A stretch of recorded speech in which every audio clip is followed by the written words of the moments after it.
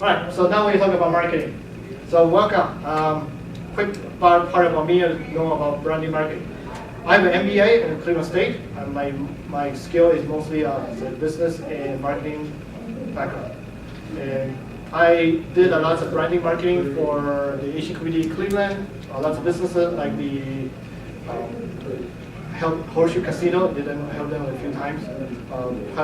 First Cup Casino, Mountain Casino, yeah, casinos. So I know some people. And so on and so on. And the thing that I also promoted myself like crazy, and if you're my Facebook friend, you probably notice all the posts I do. What?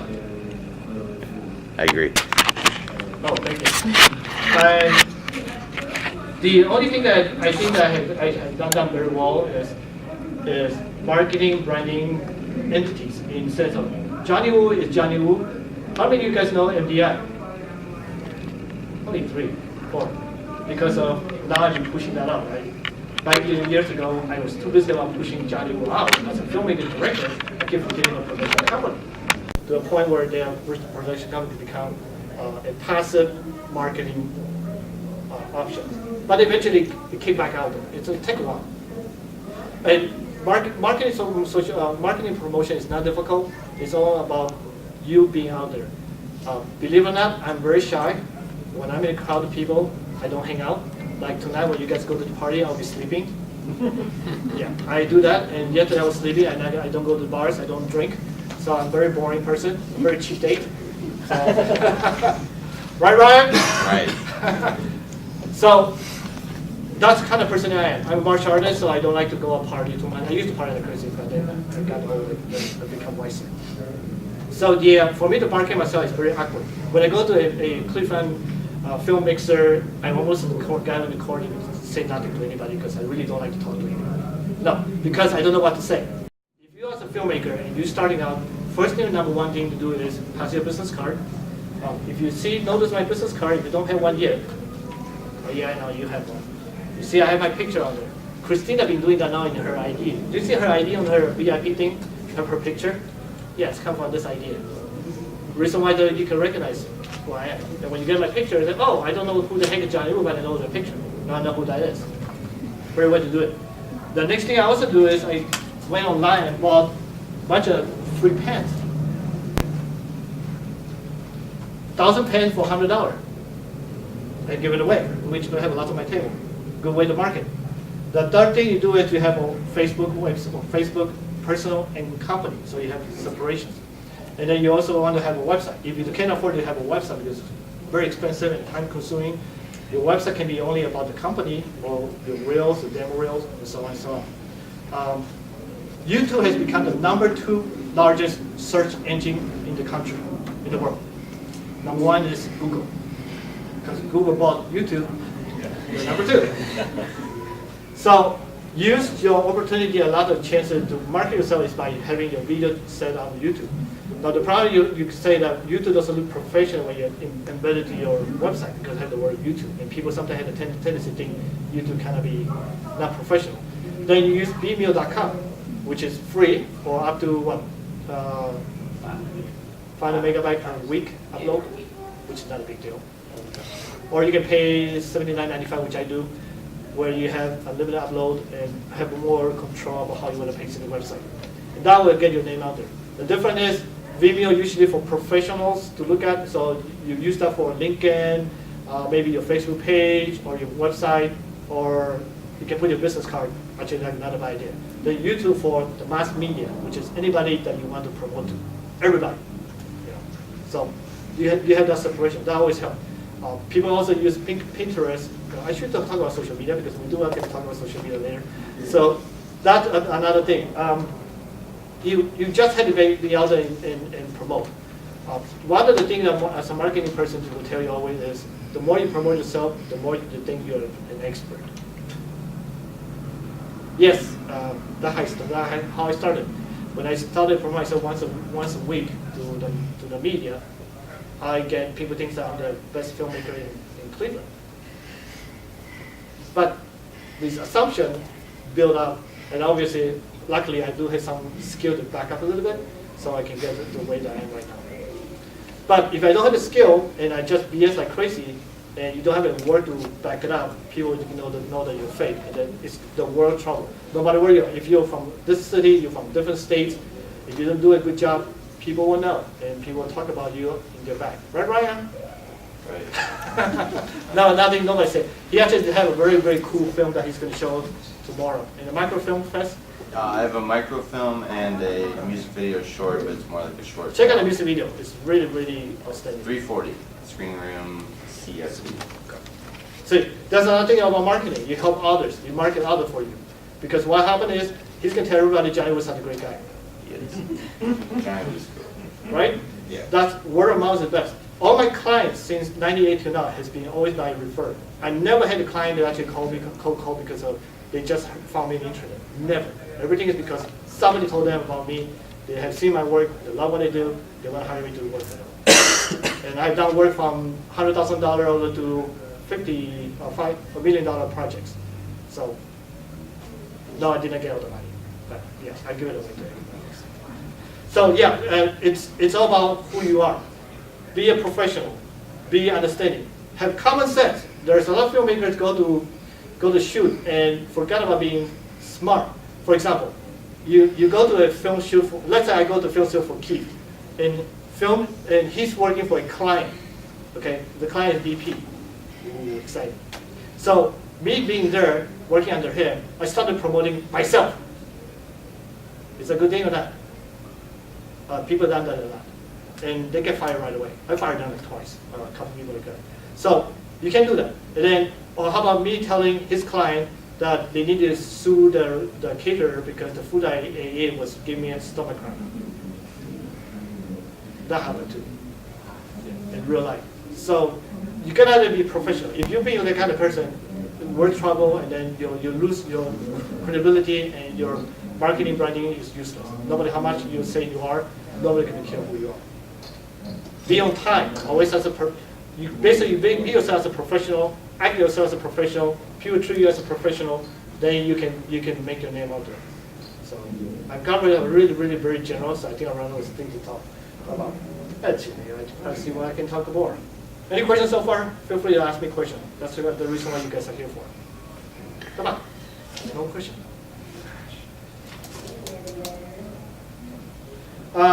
Design. How many here want to brand yourself as a filmmaker? How many here want to brand movies?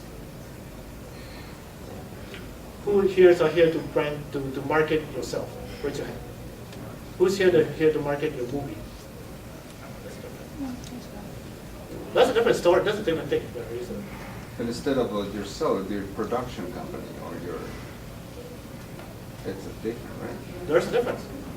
Yourself, you brand yourself, market yourself because who you are. Your movie is a different story. You market your movie, not you. Yes, directed by blah blah blah, but you don't want to brand you. You want to brand the movie. So the movie is based on the interest. When you brand a movie, let's say a comedy, and you don't have any talent into the movie, and you don't have any celebrity involved in the comedy. You know it's very hard sell. So you find a person interest within your movie that you can relate to the masses. That's the reason why a focus group is very important, because that's where you find out from them what they like about the movie. Now, if you want to market a movie to reporters, writing a press release is really easy. I don't know why people have a hard time with it. But if you don't know how to write, don't worry, just outline. I don't know how to write very well. I hate writing. I only like to type. So what I do is I would sit down in a chair before I write anything about press release. I would think about how would Keith react to the rapture. If I say martial art, he will be excited because he likes martial art. If I say anime, he will get excited because he likes anime. If I say love story, he probably because probably it's not his genre. Does it make sense? Admit it.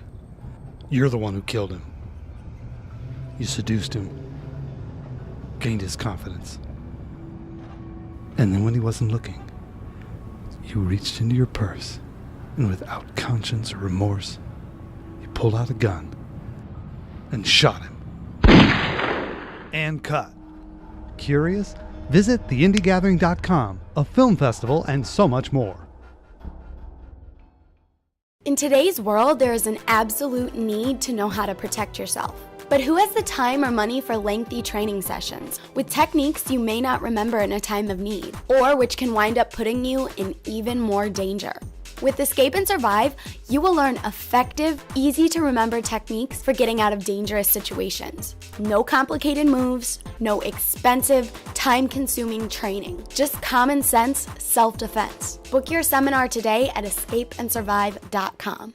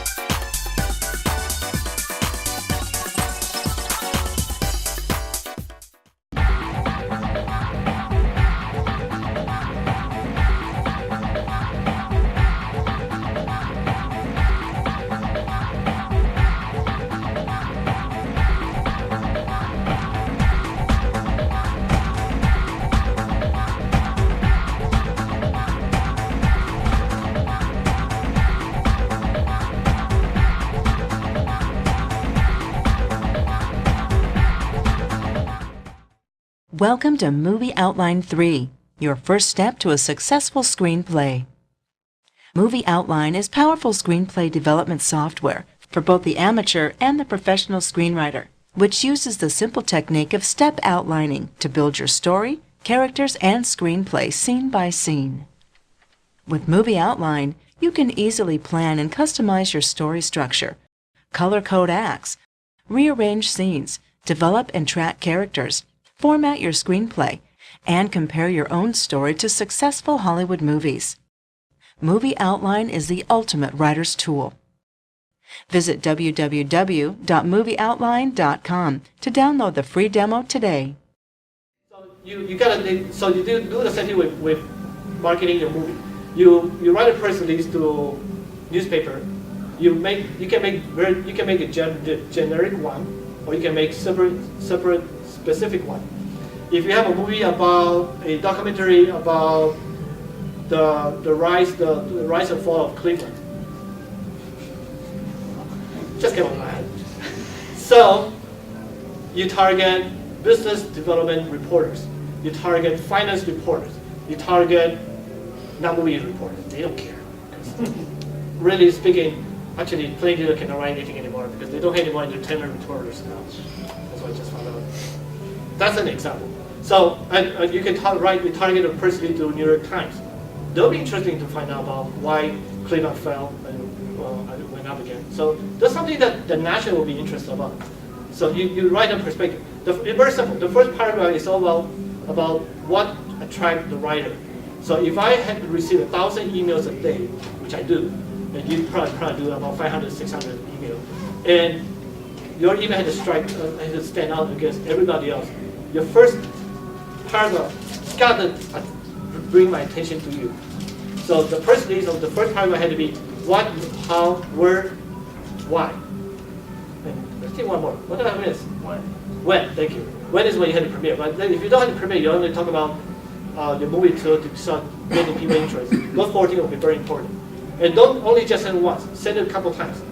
If you send one time and don't respond, don't say that they don't like you, which is not happening because they accidentally probably went to the junk folder or they just deleted by accident. Send them another one. So keep doing that.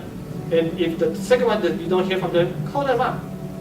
Don't say something, hey, did you get my email? No. Be very, very diplomatic. You want to build a relationship with this reporter. When you build this relationship well, what happens is every time they watch your stuff, they're going to give you better and better review. That happens all the time. Have anybody heard of CinemaCraze.com?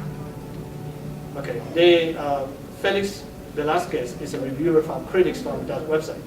Every movie I made, I sent him a copy so he can review it. The first one he hated it, the second one he hated the most. And then I keep becoming friends with him. The third one he liked it a little bit. Fourth he liked it the most. Now he likes every movie I make.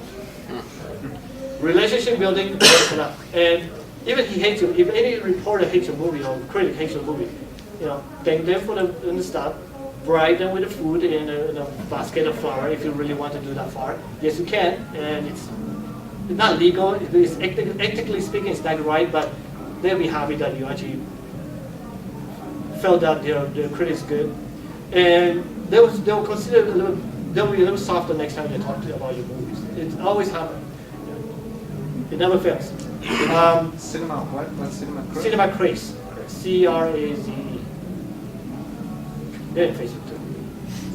Now, if your movie is about sci-fi, target all the sci-fi reporters, sci-fi critics, and get it out there. And if the critics review is really bad, but it says about great visual, stupid storyline. Guess what you can do? Great visual, quote unquote, the name of the report of the critics. It works. You're not paraphrasing his quote, you just put that in the end, and it still works. I do that. Any questions so far? How do you find those reporters? Sci-fi, for example. You Google. Yeah, but how do you know? Okay, Yeah. so let's use Google is like a huge engine. Yeah, You know, would it you gives mind- like thousands of results. Okay, let me use you as a case study here. Okay. What movie did you make? Are you making right now? I made movie Hudson. It's gonna be shown here at 2 p.m. So it's sci-fi thriller. Okay. So And you went online, you couldn't find it too big to no. I have reviews, but the generic question is, how do you find them? I got to just Google. I first do is I Google sci-fi reviewers Yes. or sci-fi magazines. It gave me like tens of thousands of results, but Yeah, you and don't then know who. Yeah. then I go through the first 5 pages Right. and pick up the top ones.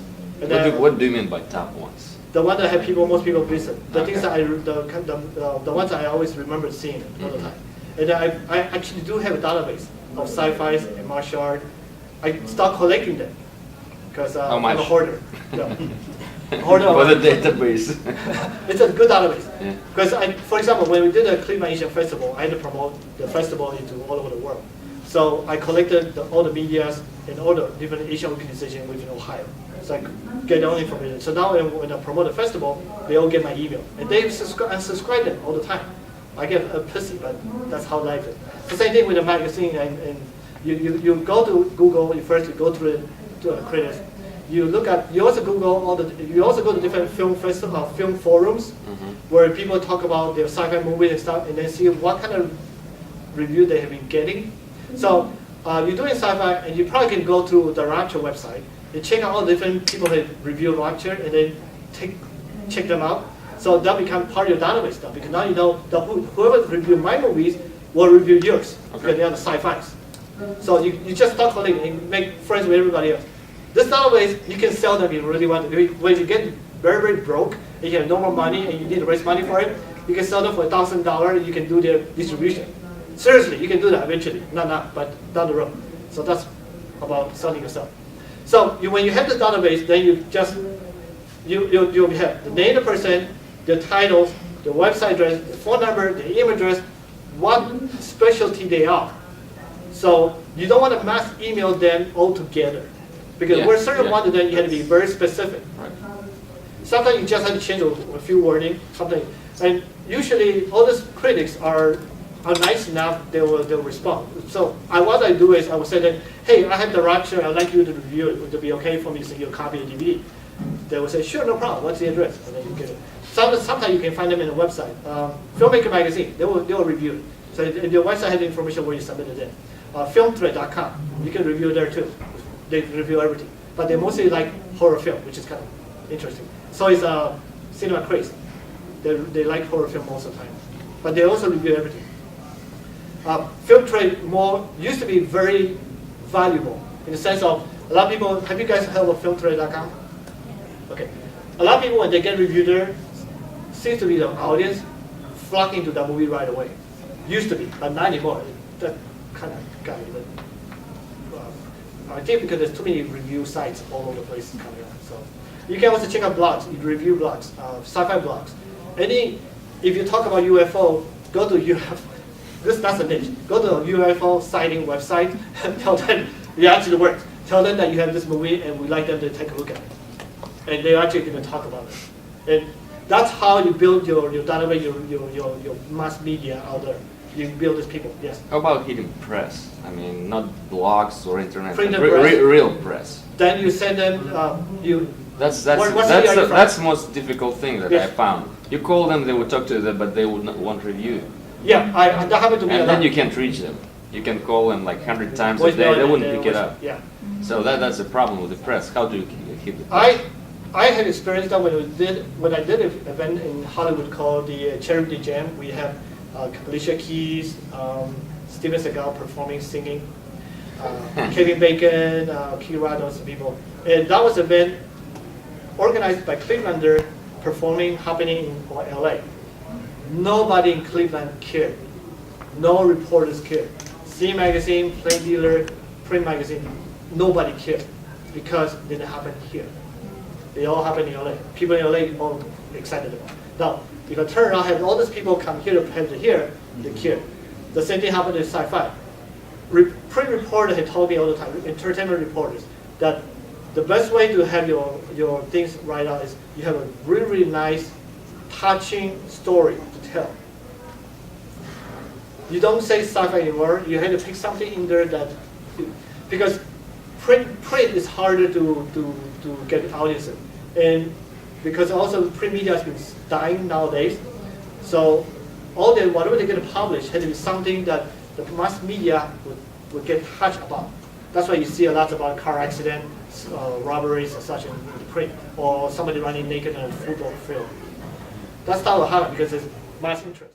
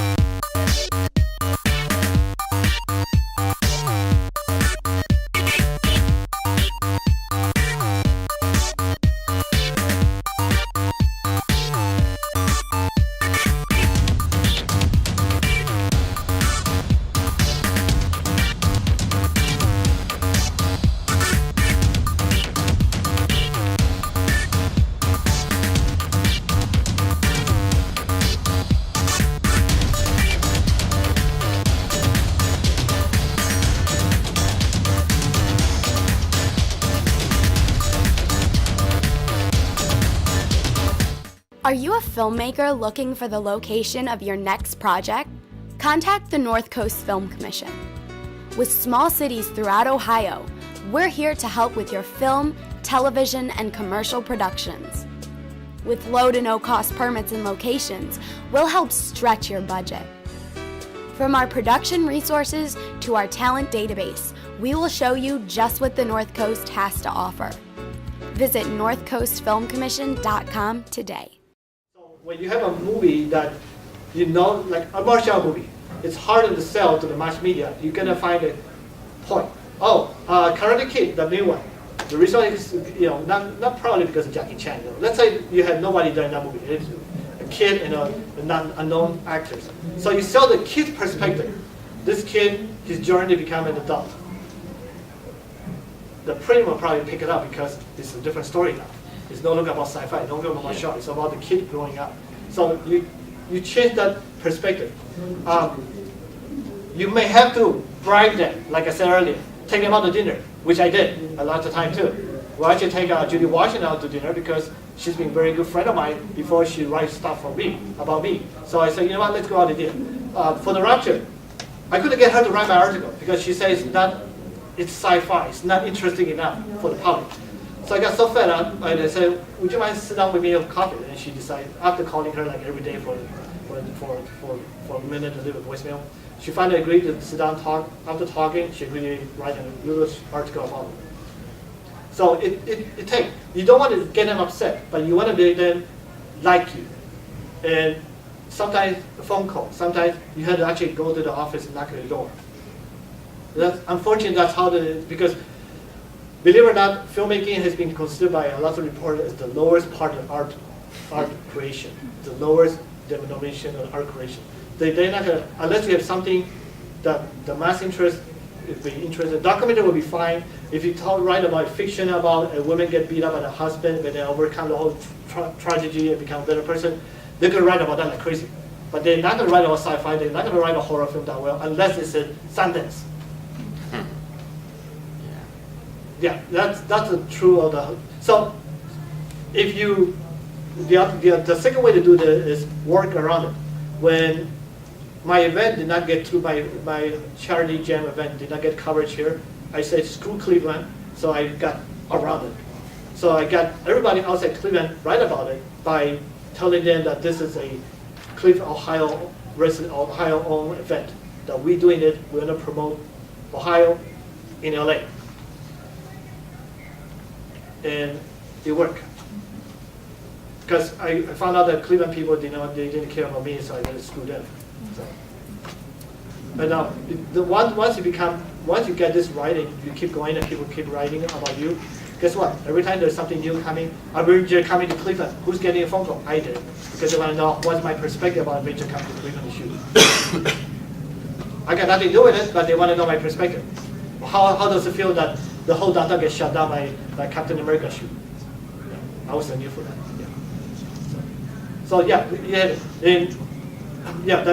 But the best way is to be friends with them.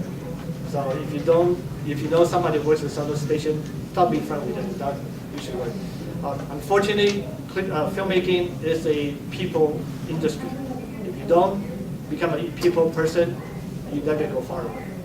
If you think about living your own bubble or making your own movie all the time and not care about the surrounding, you will not get far because this is the bubble, and you want to get bigger pop. Any other questions? Did I answer your question so far? Thanks. No problem. Gosh, you guys are so quiet. Did I just talk my phone? Questions? You guys are nodding, talking to each other. So we're shy. Huh? We're very shy. No, I'm more interested, not more, just trying to understand more of the front end, trying to understand, again, we're going back to funding and, just all those things, like actually when you're in the starting place. Oh. So yeah, and since you're talking about funding, don't ask reporter right about you looking for investors. That's a big no-no. Yeah, if they if they publish in the newspaper saying that such Johnny was looking for an investor for the next feature film, and SEC or somebody from IRS read it, they can report you, and you might be into trouble because you didn't follow the guidance and rules set by them. So don't ever do that. You can do a meet and greet. They might be able to write up by all had to be based on donation-wise. Fundraising event, great. Sometimes you say, I've been doing a fundraising for my movie, but part of the proceeds go to the Cancer Society. Depending on what the movie is about. I mean, sci-fi might be hard to sell, but if you find something in your storyline that connect to some human nature, human interest. I just wrote a press release for a horror film. This is why it's sci-fi horror, so it's better sell. Yeah. A friend of mine, Anthony Spadaccini from DE, Delaware. He made those kind of found footage type of movies. Have you heard about found footage? Okay. So he been doing this for this is like 6-7 feature of the same storyline based arc. So it's like what do you call it? Part 7. I think so. Hard case, what do you call it now? So he doesn't know how to sell it. And what I said, told him that if you're going to get a reporter to write about it, you're going to have to change around about why this killer is the killer. Not why this is the story about the killer. You know, that's a difference there. You know, you talk about these, people want to read about why a person do certain things, but why not what he did. So, you know, you watch TV and what you, everybody, when something bad happens, people always want to know why this happened, why my daughter get killed, why. In my back of my mind would be because they have stupid people who want to kill people. That's only why, because they feel like they need to kill people. Has anybody here, when you're driving a car, you feel like you want to run through someone down? No? Have anybody here have tried, when you're driving a car, you feel like you want to run over the bridge and to see how you feel when you fall down? Ah, see? See? Is that the reason why, or just a feeling? Thank you. So some people want to kill other people because of the experience. However, the reporter doesn't want to use that as an interest. News media always want to culture it because it's human interest to know why people think the way they do things. So that might be something to do. Sci-fi horror, that might be something to do. Why this killer became the killer, or why this certain thing become certain way. That's like fundraising too. I usually start pre-production by planning, and then I'll release the first press release right before production to tell everybody that I'm shooting tomorrow. No, not shooting tomorrow. Give reporters 2 weeks notice. Magazine 3 months notice. So they can probably find somebody to do. If you get in 1 day notice, you're at bottom of the list. If you get in 2 weeks notice, you might be top of the list, and they start bumping down by other bigger news. So when we did the Cleveland Asian Festival, I got everybody together 3 months before ahead of time. But then because of the Captain America shooting and then all the closure in downtown, my news become bottom news, and all those news become the top news. So you got it ahead of time. And obviously you're going to talk to all the reporters because they're going to call you and say, hey, you know what, we like your story, we want to cover it about it, but bear in mind, nothing is guaranteed. Never is nothing guaranteed. Something happened, explosion in the airport, that will be the headliner. So your story becomes nothing, you know, depending how. Because especially right now, all the news stations, TV, they are cutting back, so all the reporters become camera people. Annette Lotus, she's over there on the other side of the vendor booth. She is a reporter. Is Fox 8 or Fox 8 or Channel 3? 8. Fox 8. And she runs her interview herself. She interviewed a person, hold a heavy-duty tripod for her, and do the site and interview people by herself, and then set up lighting and do the makeup herself. So because of cutback, lots of reporters are doing that now. And maybe you may be able to say you're driving the car one day and you notice a reporter out there. You know, you might be able to stick around and start talking to the reporter and then get a business card. Then something will say. The more they know about you, the more they're going to be friends with you, and the more they're going to write about you. That's the bottom line. So if you don't have a way to get a hold of them, just keep trying. Just don't go to their private home, please. Don't be a stalker in that perspective. So then in production, you do another press release. Then instead of doing a press release in post-production, you set up trailer with a release. And like I mentioned earlier, you make a trailer for the general public. You also make a trailer for film market. Maybe for news, depending your angle. If you haven't hooked them up to write about you, your trailer for the PR maybe had to be a little different to hook them back in. This August, come to the film festival where East meets West. It's an incredible showcase of over 75 films from around the world. And it's more than just a film festival. It's a place where filmmakers can gather together with the audience for one amazing weekend to celebrate the power, the drama, the joy, the magic of independent film. The Indie Gathering International Film Festival. It's so much more than you ever imagined.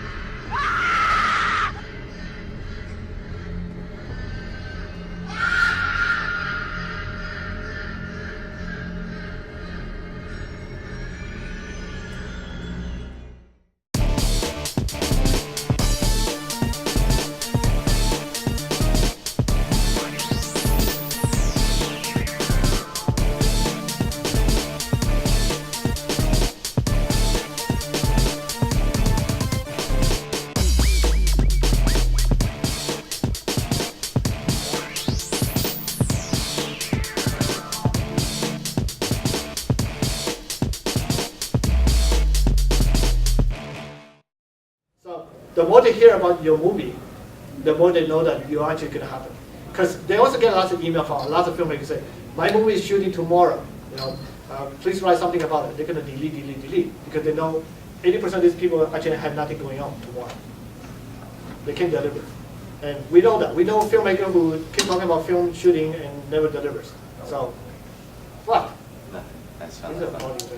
Are you one of those? No, I know some of those. So, reporters get that a lot. And never be mad at them, never be angry at them for not writing about you, unless you already know that you're comfortable enough to say screw them like I did, then you can do that. Otherwise, don't do that, because you want to build this relationship without the future. And if you're going to Brighton, do so, please. This is a free country. Do whatever you want to do to get your word out there. It's called marketing. Or kissing ass, the way you put it. Any other questions? I got half an hour. Gosh, I talked too much. Have you ever worked with our producer of marketing distribution at PMK? I work with publicists. PMK, who represent Tom Cruise. I work with Lee Salter, who used to represent Liz Taylor and Michael Jackson. Late Lee Salter. He has another story. You sit there with him, you can listen to him talk for hours, non-stop, and lots of great stories. He talked about, this is a really good marketing ploy. A lot of movies in Hollywood do not have reviews, so they create their own reviewers and outside people to talk about, actors to talk about how great a movie is and was and such. They also do is Ocean 11, when it first came out, they had to actually hire lots of people to be on the premiere side to scream and yell for publicity. They gotta hire those people. That's their job, to hire those people to actually be there and say, oh my God, my name is here, and George Clooney is here, blah, blah, blah, and all this stuff. Yes, that's called marketing. When Michael Jackson was with Liz Taylor one event, the publicist, Liz Taylor, told them, why don't you guys give each other a kiss and love? And that became a big news. Every newspaper covered it. They said that they were dating and stuff like that. That was back then.